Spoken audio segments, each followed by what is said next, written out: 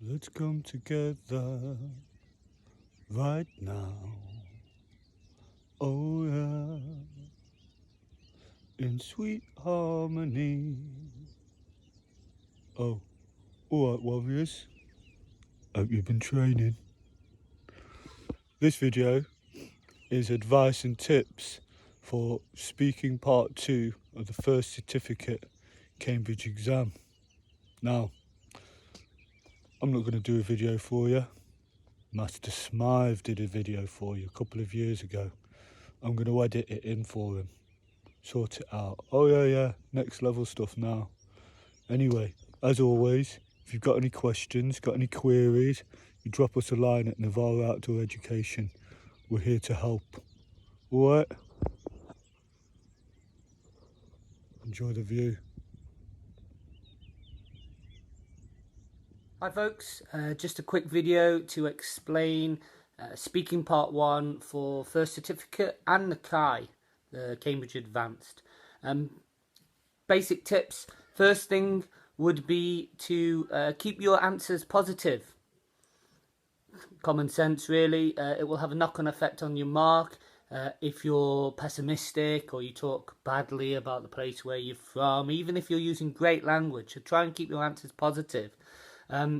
Top tip is associate the questions to one of the 5 or 6 common topics that they're going to ask you questions about. They would be family and friends, holidays, your work, your education, the place where you live, and daily routines. I think within that, or hobbies and interests, sorry, within those 7 topics, if you're working using our vocabulary word lists and you're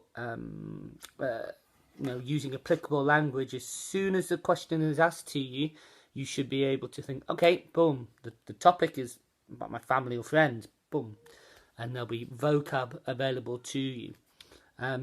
Try to avoid repeating the question back to the examiner. Typically, if you ask the question, what's your favourite part of the day? The chances are you'll say, my favourite part of the day is, and then answer the question. Try and use other vocabulary, paraphrase the question, and don't repeat vocabulary back to them.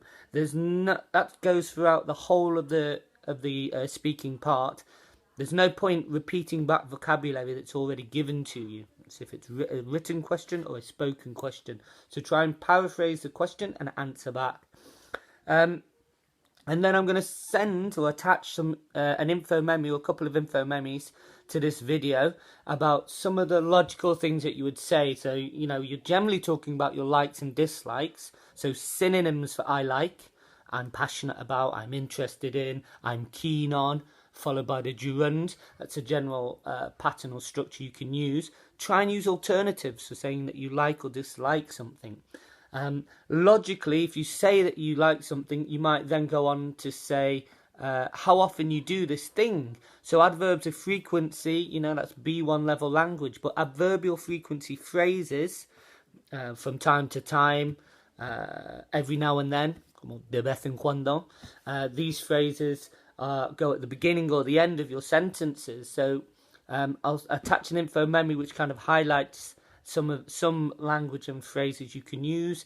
If you do everything, if you do something once every 2 weeks, that's fine, that's a great phrase, but try and take once fortnightly being a quincena, or every other week, una semana sí, una semana no.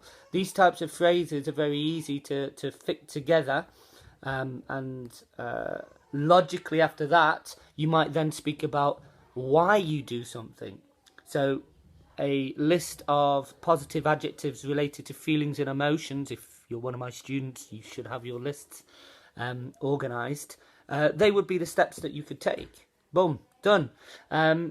If all of that fails, you can go and try and use some fixed phrases, such as aprovechar. Aprovechar would be to take advantage of gerund, or to make the most of gerund. Merece la pena, which would be it's worth gerundio. Tener ganas de, I'm looking forward to. These sorts of fixed phrases, if you practice well before the exam, it's very easy to answer the question spontaneously and bring your answer around to use some of that structure.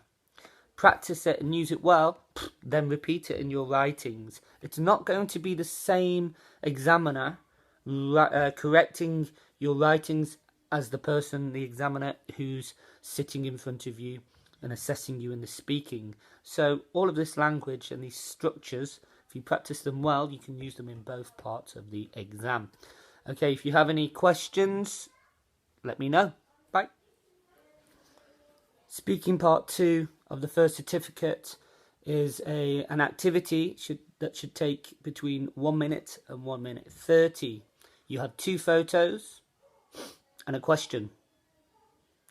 My first step, so when I teach this to my students, I use a structure and I write it on the board. Step 1 is aprovechar el tiempo, so make the most of your time. That means as soon as the activity is put in front of you, ignore the examiner. The examiner is going to explain the task to you and then read out the question. You know what you have to do. The question is in front of you. Ignore the examiner. You've got about 20 seconds. Look at the key language in the question. Read the question. Paraphrase that question. Look at the photos and think of vocabulary related to those pictures. Step 2 is a brief description. This is a task-related activity, so it's not a detailed description of the pictures. In picture 1, I can see lo que sea, and in picture 2, I can see language, key vocab. 10 seconds to 15 seconds max should be your brief description. Then go on to compare and contrast. In relation to the question, some people forget that it has to be related to that question. So if you do say something about either picture, make sure you're putting it in the context or referring back to that question. If not, you can finish the task thinking that you've done well and still only get 50% because you haven't addressed that question. When you're comparing and contrasting, use comparative language. I'm going to attach an info meme to this video. And speculate. Speculation means that you're not really wrong when you're talking about something, and it gives you room to maneuver. If you just think, right, this is what it is, you can get stuck and blocked more easily than if you're speculating because it could be that, however it might be this. We can assume that type of language mentally gives you space to room to maneuver, is what we say. And then finally, depends. The next step is to clearly answer the question. A nice way to do this would be to use a superlative type answer, or to talk about which one is your favourite. But it's kind of like a concluding phrase. So I'll include that in the info meme. That's the task. That's it, done. If you follow a structure, it means that you can control the time better. It means that you can use the same linking language to get yourself through, so there's momentum through the task. And it stops you kind of repeating yourself and getting a little bit lost along the way. My students practice this in class. We do lots of slow time practice where they're allowed to use their notes first and kind of look at the task. And then closer to the exam, we speed it up and we give them less time and do more real-time practice. It works. If, for whatever reason, you get to the end of that activity and you've done your 4 steps and there's still time and the examiner's looking at you like, say something more, use a filler phrase, and you can practice these filler phrases. A filler phrase should be full of good high-level content, and then it doesn't really matter what you then add to fill the gaps. An example could be, a simple one would be, if I were in their shoes, I would feel, list of feelings and emotions, pick one and say why. Or it can get more complicated, but something along the lines of, Oh, I happened to be looking up information for this exam the other week online, and I saw an article that said, boom, fill the blanks. Doesn't really matter. It's to fill that time at the end. Okay, practice using a structure.